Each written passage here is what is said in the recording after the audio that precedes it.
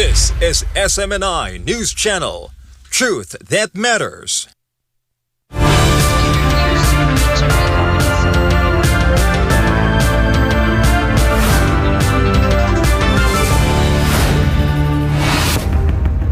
In the headlines, the power struggle in America intensifies as President Donald Trump deploys California troops to Oregon, deepening the federal-state dispute. In Japan, a historic shift as Sanae Takaichi rises to become the country's first female prime minister after winning the LDP leadership. North Korea puts its military might on full display. Kim Jong-un unveils the DPRK's latest defense technology in Pyongyang. In the Middle East, President Donald Trump announces that Israel-Hamas talks are going very well, with no hope for a hostage deal. In Rome, the Jewish community gathers in a move hostage vigil, calling for the release of captives still held by Hamas. Back home, the Department of Labor and Employment rolls out 11 million pesos in emergency job assistance for quake-hit workers in Cebu. And in sports, Turkiye claims victory as Olympic shooter Yusuf Dikeç leads his countries to a golden sweep at the European Air Weapons Champions in League. I'm Prince Tripoli. Newsline World starts now.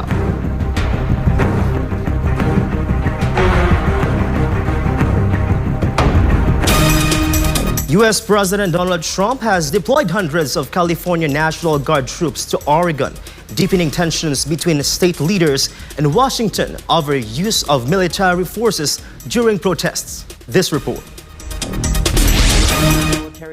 Despite a temporary injunction issued by a federal court, President Trump ordered the deployment of 300 California National Guard troops to Portland. Oregon Governor Tina Kotek criticized the move as a clear attempt to sidestep the court's temporary injunction blocking the federalization of Oregon's National Guard amid ongoing protests near federal buildings. Meanwhile, California Governor Gavin Newsom also denounced the order, saying there was no formal communication from the federal government prior to deployment. Governor Gavin Newsom also concerned the president's actions, announcing plans to sue Trump for what he called the misuse of military power as political pawns. Newsom added that California troops had already been placed under federal control during earlier unrest in Los Angeles, a decision he had opposed. The controversial deployment comes just a day after the U.S. District Judge Karen Immergut issued a temporary order blocking the Trump administration's attempt to activate Oregon's National Guard. The judge noted that the scale of protests in Portland does not justify the use of federal troops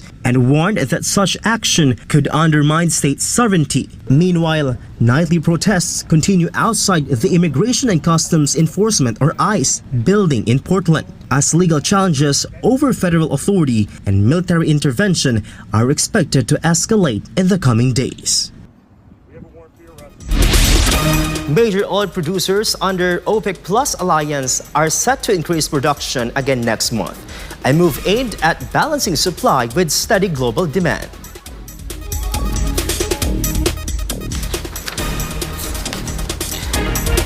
The Organization of the Petroleum Exporting Countries and its allies, known as OPEC Plus, announced a production hike on 137,000 barrels per day in November. This mirrors the same increase made in October. The decision was made during a virtual meeting that brought together key producers including Saudi Arabia, Russia, the UAE, Iraq, and Kuwait. OPEC said the move is backed by a stable global economic outlook and healthy market fundamentals, noting that oil inventories remain low. The group first introduced voluntary cuts totaling 1.65 million barrels per day in April 2023, later extending them until 2026. Under the new plan, some of those volumes will gradually return to the market. OPEC Plus members will meet again on November 2 to review market conditions and decide on the next phase of production adjustments. Vice President Sara Duterte extended her heartfelt salute to Filipino educators on World Teachers' Day, lauding their sacrifices and immense contribution to shaping the nation's future. Jason Rubrigo, the details. Vice President Sara Duterte acknowledged the dedication of teachers in nurturing the knowledge, skills, and values of the youth on World Teachers' Day. In her message, Duterte underscored that teachers remain at the forefront of nation building, shaping not only the minds but also the character of the country's future leaders. Sa araw na ito, ating kinikilala ang mahalagang papel na ginagampanan ng ating mga guro sa pagtaguyod ng matatag na sambayanan at maliwanag na kinabukasan para sa ating mga kabataan. She praised their unwavering commitment to education despite challenges, noting that their efforts have greatly contributed to nation building and the development of young Filipinos' potential. Hindi lingid sa amin ang sakripisyo na inyong ginugugol upang hubugin ang kanilang kakayahan, dunong at pundasyon ng kanilang pagpapahalaga at pagkatao. Ngayon, kaming lahat ay nagbibigay pugay sa inyong malaking kontribusyon sa pag-unlad ng inyong propesyon at sa pagsulong ng potensyal at kasanayan ng mga kabataang Pilipino. The Vice President also expressed her commitment to stand with teachers in their mission to guide the next generation of Filipinos. Hangad namin ang inyong patuloy na tagumpay, kalakasan at kalusugan. At nakikiisa kami sa inyong mga mithiin para sa kapakanan ng ating kabataan at bayan. Her message concluded with a heartfelt tribute, encouraging teachers to remain steadfast in inspiring future generations while continuing to serve as nation builders. Naway magsilbi pa kayong inspirasyon sa mas marami pang kabataan habang inyong buong sagasig na nilalakbay ang daan tungo sa ating nagkakaisang hangarin para sa isang matatag na Pilipinas. Maraming salamat sa aming mga guro. Mabuhay kayong lahat. Reporting for Newsline World, I'm Jason Rubrico, SM9 News. President Ferdinand Marcos Jr. led the Philippine Development Forum 2025 today at the EDSA Shangri-La in Mandaluyong City, highlighting the government's push for inclusive growth and sustainable development. Organized by the Department of Economy, Planning and Development, DEV, the forum brings together national leaders and development partners to align strategies and priorities for the country's socio-economic progress. Held under the theme, Bringing Together Progress for All, Services That Matter, Results That Last. PDF 2025 fosters dialogue and collaboration on key policy and financing areas. Discussions are anchored on critical 2025 policy milestones, including the midterm update of the Philippine Development Plan, or PDP 2023 to 2028, the official development assistance portfolio review, and insights from Marcos Jr.'s Fourth State of the Nation address. Beyond high-level policy alignment, the forum also provides a space to address urgent development challenges and explore emerging opportunities. Through these engagements, the government and its development partners aim to ensure that strategies, programs, and resources remain relevant, responsive, and well-integrated across the sectors. Up next, historic shift as Sanae Takaichi rises to become the country's first female prime minister after winning the LDP leadership. And back home, the Department of Labor and Employment rolls out 11 million pesos in emergency job assistance for quake-hit workers in Cebu. More news when Newsline World returns.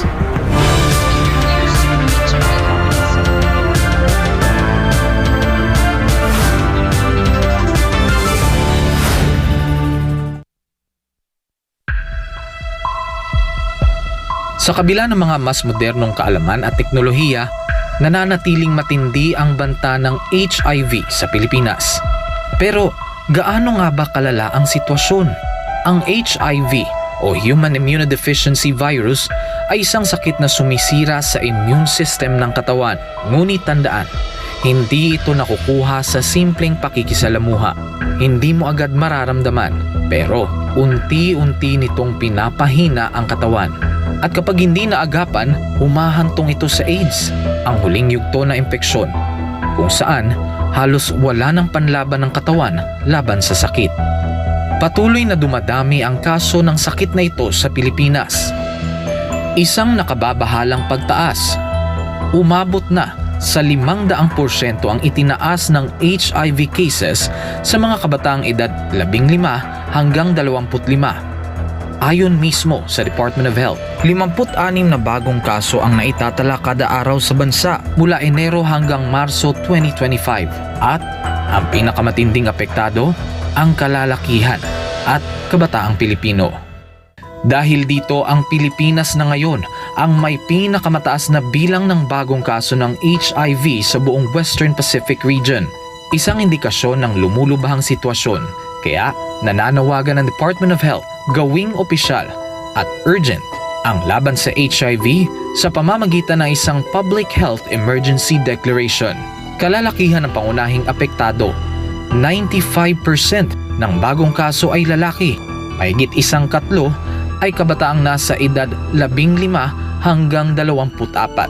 Habang wala pang deklarasyon, patuloy ang DOH sa mga sumusunod na hakbang: HIV testing, libreng gamot, self-test kits, at pakikipagtulungan sa DepEd para sa edukasyon sa mga paaralan. Isinulong rin ng DOH ang online patient appointment system para sa HIV patients.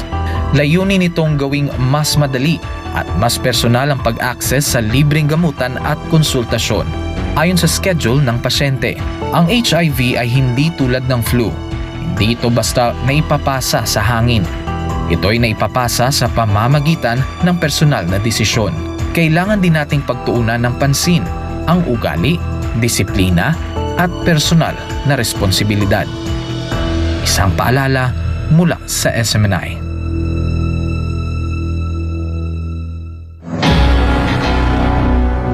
Maging alerto at handa tuwing may bagyo. Upang manatiling ligtas, narito ang ilang mahahalagang paalala.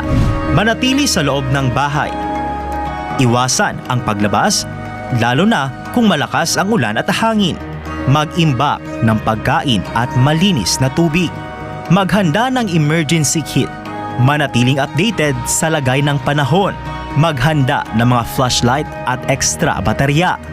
Panatilihing fully charged ang iyong cellphone. I-secure ang mahahalagang dokumento sa waterproof na lalagyan. Patayin ang kuryente, gas at tubig kung may banta ng pagbaha. Alamin ang iyong local emergency hotlines. Putulin o tapyasan ang mga sanga ng puno na maaaring mabuwal sa malakas na ulan at hangin. Lumikas agad kung inabisuhan ng mga otoridad. Maging ligtas at maging handa sa panahon ng kalamidad. Ang paalalang ito ay hatid sa inyo ng SMNI.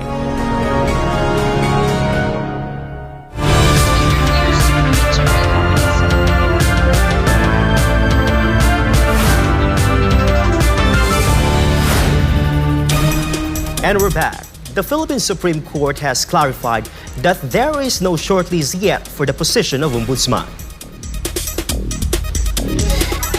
This comes after the High Court was asked for updates on the Judicial and Bar Council or JBC deliberations and a possible shortlist of candidates for the post. A total of 17 applicants have applied for the position, including Justice Secretary Jesus Crispin Remulla. Senator Amy Marcos earlier claimed that Remulla is set to be appointed this Monday. Marcos said that truly black remains the color of the nation in mourning, shrouded in fear and hopelessness because the last pillar of accountability has been forcibly dismantled by politics and the desecration of the Constitution. The senator also stressed that Remulla has pending cases and is unfit for the position, adding that she prayed God would save the nation. Japan is set to welcome its first ever female prime minister as building liberal Democratic Party elected Sanae Takaichi its new president in Tokyo. Diana Flores reports. Sanae Takaichi clinched the presidency of Japan's ruling Liberal Democratic Party, succeeding Shigeru Ishiba, who stepped down following the party's defeat in the July elections. The victory positions Takaichi to become the country's first woman to hold the post of prime minister. In Tokyo, LDP members cast their votes as officials counted the ballots, culminating in cheers when the results were announced. Takaichi thanked her party members and shook hands with Ishiba. 本当に衆参とも少数与党という厳しい状況の中で、丁寧に野党の皆様とも向き合われて、ご苦労を重ねられ、そしてまた去年の総裁選挙の時に強く訴えておられた防災庁の設置、地方創生に大きな道を開いてくださった石破総裁に心よりの敬意を持って感謝を申し上げます。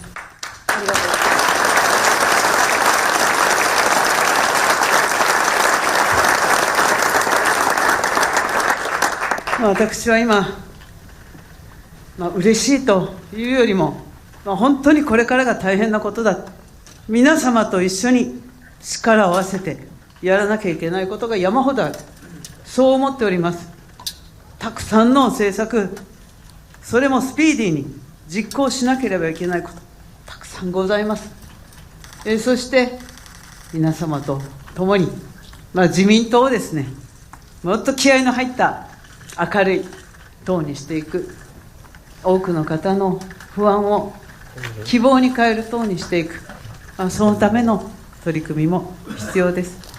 先ほど申し上げました通り、私は約束を守ります。全世代総力結集で、全員参加で頑張んなきゃ立て直せませんよ。だって今人数少ないですし、もう全員に働いていただきます。馬車馬のように働いていただきます。私自身もワークライフバランスという言葉を捨てます。働いて参ります。皆様にもぜひとも日本のために、また自民党を立て直すために、たくさんそれぞれの専門分野でお仕事をしていただきますよう心からお願いを申し上げます。そしてこれから私はちゃんと謙虚にやってまいりますので、今そうという声が聞こえました。はい、さまざまなご指導を賜りますようお願いを申し上げます。誠にありがとうございました。The leadership race came down to Takaichi and Agriculture Minister Shinjiro Koizumi after 5 candidates failed to secure a majority in the first round. Koizumi, son of former Prime Minister Junichiro Koizumi, would have been Japan's youngest leader in over a century. A parliamentary vote confirming Takaichi as Prime Minister is set for October 15, ahead of a possible summit with U.S. President Donald Trump, who is expected to urge Japan to ramp up its defense spending. Reporting for Newsline World, this has been Diana Flores as Gemini News. The Department of Labor and Employment has released an initial 11 million pesos under its Emergency Employment Program, or TUPAD, targeting workers displaced by the recent magnitude 6.9 magnitude in Cebu.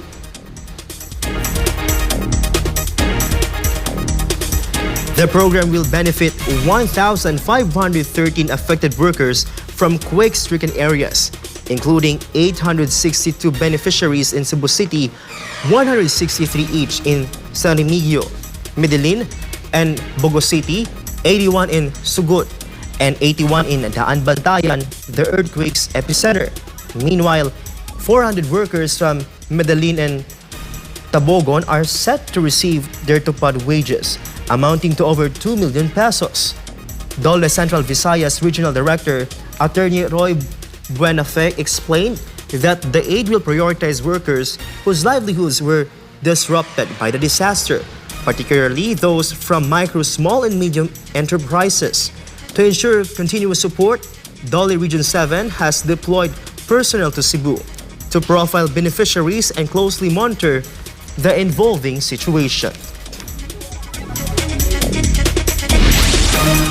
Iran says Europe's top negotiators, France, Germany, and the UK, will play a much smaller role in future nuclear talks after the UN sanctions snap back, calling previous agreements no longer effective. Daniela Polide has the story.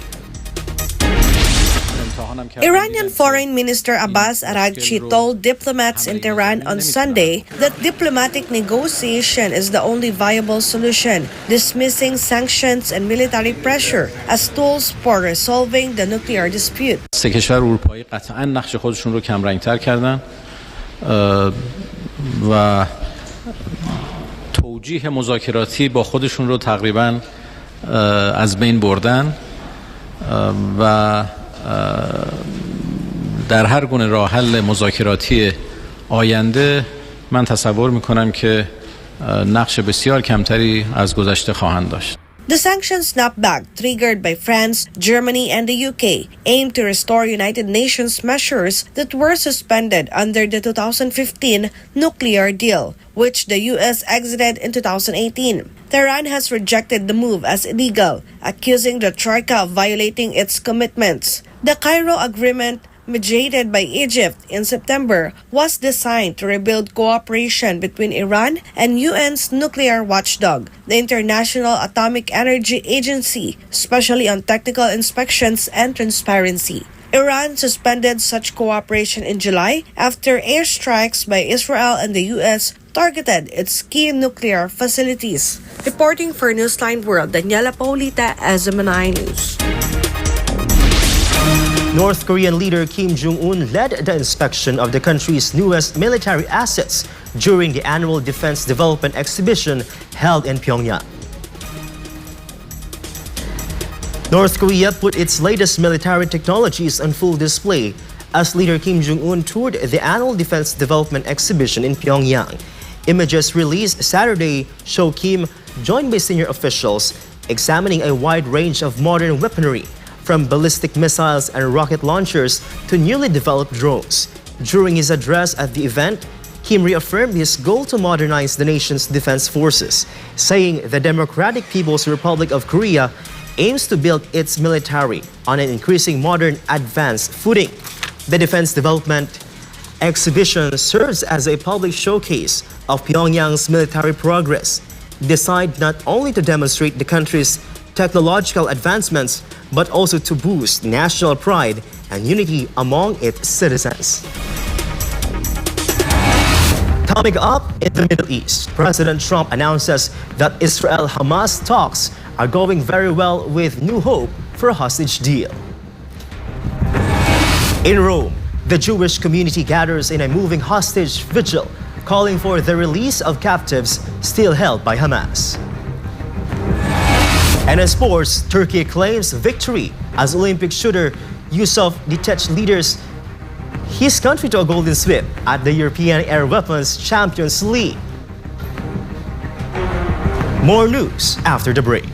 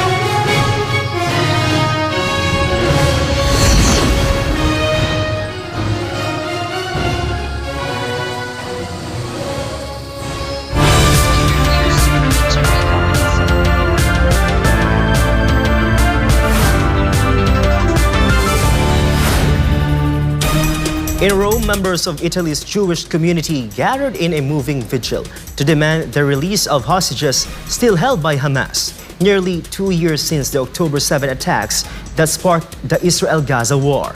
Paul Montibon has the story.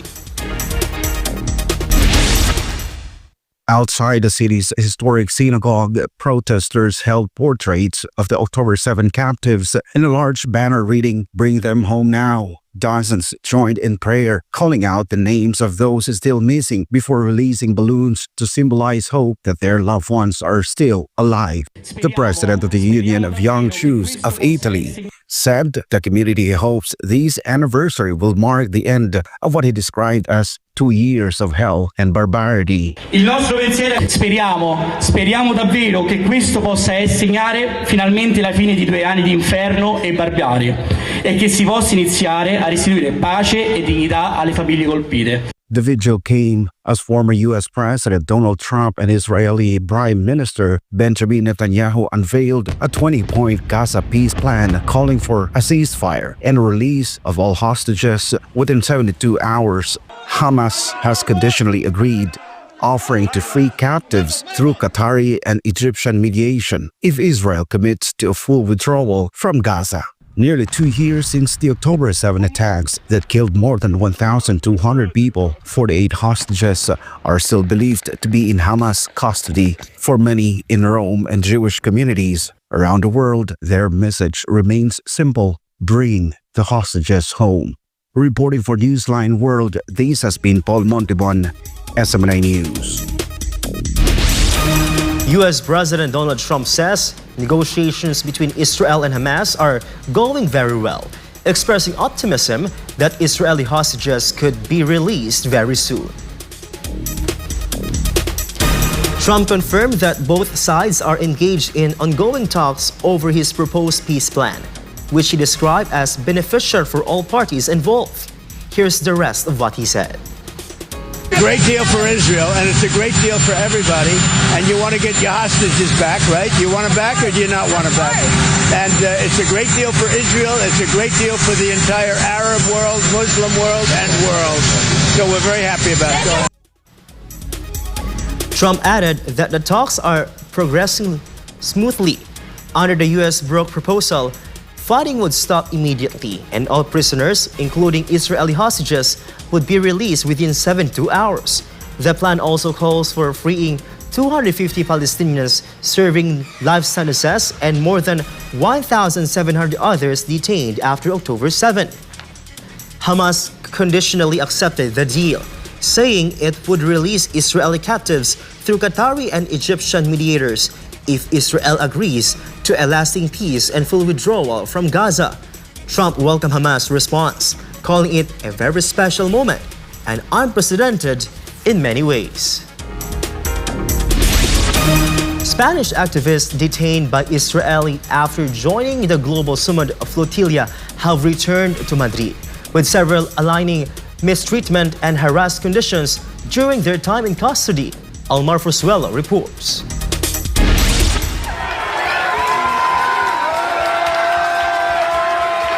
21 activists of the flotilla arrived at Madrid's Barajas airport on Sunday, greeted by family, journalists, and dozens of supporters waving Palestinian flags and chanting for Gaza's freedom.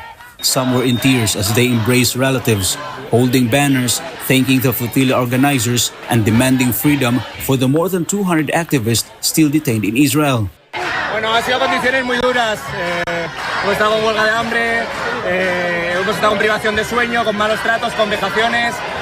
Nos han apuntado directamente con puntero a partes vitales del cuerpo. Han sido condiciones muy duras, pero bueno, estamos bien y lo importante es que quedan 250 compañeros por volver y hasta que no vuelvan todos no vamos a parar.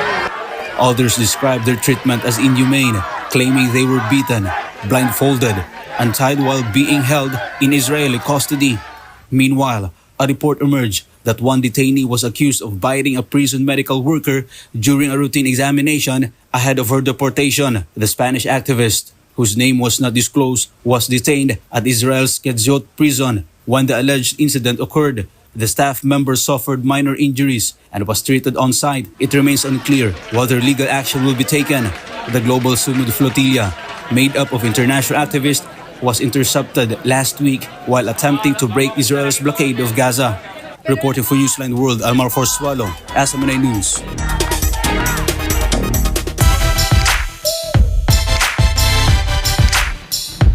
For our sports update, Turkey's Olympic shooter Yusuf Dikeç once again took center stage, this time on home ground after powering his country to a golden sweep at the Europe Air Weapons Champions League in Istanbul, while the Las Vegas Aces tightened their grip on the NBA's finals, rolling past the Phoenix Mercury to seize a lead in Los Angeles.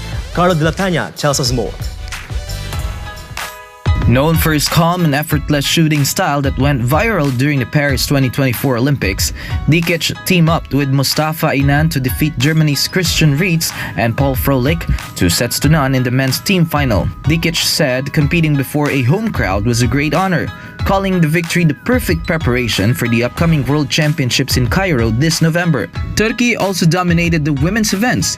Damla Kaze and Elif Berfin Altun took gold in a 10-meter air rifle team event after beating Norway, while Ezra Bozabali and Sival Elaida Tarhan claimed the top spot in the 10-meter air pistol final against France. With these results, Turkey has swept all three team categories, reaffirming their rising dominance in international shooting competitions. At 52, Dikeç continues to embody focus and composure, the same qualities that made him a global sensation in Paris, where his minimalist, laid-back approach and silver medal earned Turkiye its first ever Olympic medal in shooting.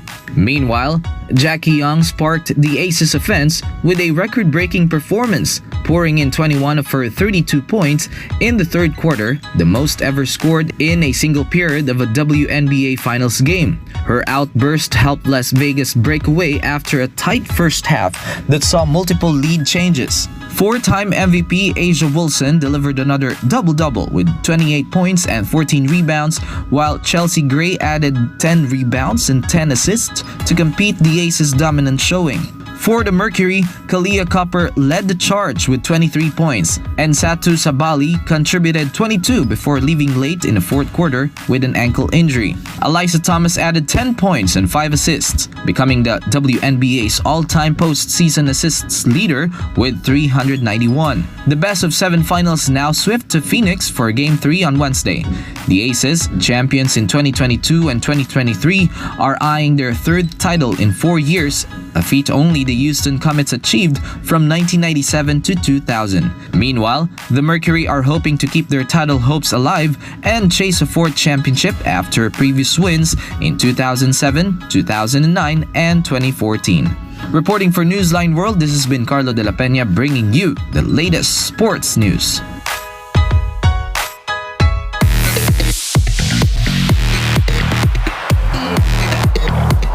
For our showbiz news, Taylor Swift once again provides her unmatched star power as her unusual film debut at #1, earning a staggering $46 million globally. In other news, Cindy Combs has been handed 50-month prison sentence after being convicted on 2 counts of prostitution. The high-profile ruling marks a dramatic fall from grace for one of music's most influential figures. Let's get the full story from Joy Tabanao.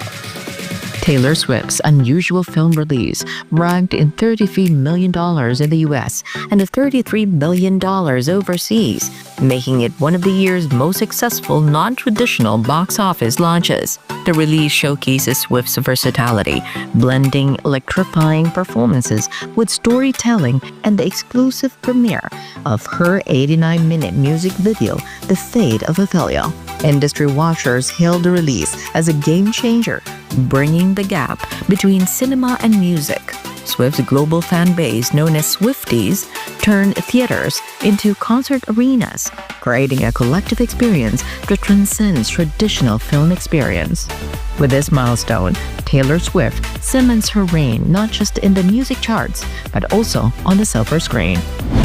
In a dramatic courtroom conclusion on October 3, 2025, Judge Aaron Subramanian sentenced music mogul Combs to 15 months in federal prison, a 5-year supervised release, and a $500,000 fine, which is the maximum penalty allowed. Combs was convicted in July on 2 charges related to arranging paid sexual encounters involving male escorts and his girlfriends, transporting them across state lines for drug-fueled prostitution activities. He was acquitted on more serious allegations, including sex trafficking and racketeering conspiracy, avoiding what could have been life in prison. Combs has been in custody since his arrest in September 2024, and his legal team sought a lighter sentence, arguing for 14 months, which would result in his immediate release after serving nearly 13 months in jail. Prosecutors, by contrast, pushed for an 11-year sentence, citing a history of abuse and exploitation.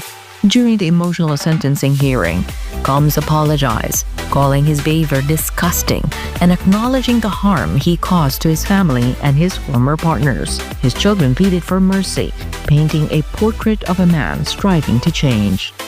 Judge Sobramanian remarked that while he considered the defense arguments, the severity of Combs' actions demanded a substantial sentence to send a message about accountability. He cited concerns over potential recidivism and rejected the notion that the events were fully consensual or victimless. One of Combs' most prominent accusers, Cassie Ventura, submitted a statement to the court warning that his release could spur retaliation against those who testified. But Combs made an emotional apology to Cassie for the harm he caused her, despite Combs' own admission that his behavior was disgusting, shameful, and sick. The court has upheld his ruling, and he is required to serve his prison sentence for his offenses. And that's all for today's Showbiz News.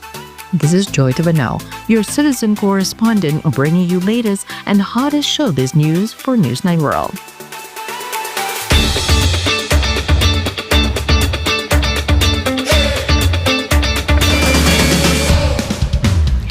What artists see as junk, an artist sees as a raw potential, turning piles of scrap car parts into powerful and intricate sculptures.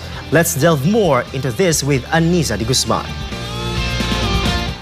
In a modest workshop outside Tehran, surrounded by bent steel, rusted engines, and discarded industrial debris, Afshin Gulami is creating more than art. He's creating hope from hardship. At just 14 years old, Gulami discovered his passion for visual arts, but it wasn't until 5 years ago that he found his true calling, transforming scrap metal into stunning sculptures. Inspired by a friend's challenge to recreate an engine using only car parts, Gulami found beauty and possibility in the most unlikely materials. Gulami said he didn't think that he could do it because his tools were limited and he only had electric welding. But he gave it a shot, and it worked. He hand selects the materials himself, working mostly with damaged car scrap, steel plates, iron, and rebar. Each sculpture is meticulously welded and assembled, combining technical skill with artistic vision. In his workshop, Gulami in his element, deep in focus, sparks flying as he molds metal into expressive industrial masterpieces. But Gulami's journey hasn't been without hurdles. Sanctions and economic hardship have slowed progress for him and fellow artists in Iran. His sculptures are more than art. They're symbols of resilience, resourcefulness, and the transformative power of vision. I'm Anisa de Guzman, your global citizen correspondent, reporting for Newsline World. And before we end, may you be inspired with the words of the sun.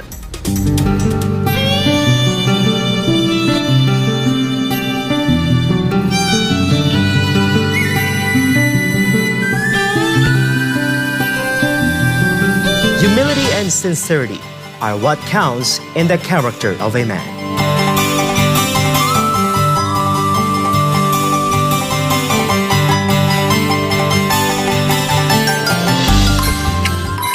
And for our Christmas countdown, 80 days more to go before Christmas. And that's all for this edition of Newsline World. For God and my beloved country, the Philippines, I'm Prince Tripoli. Thank you for watching and goodbye.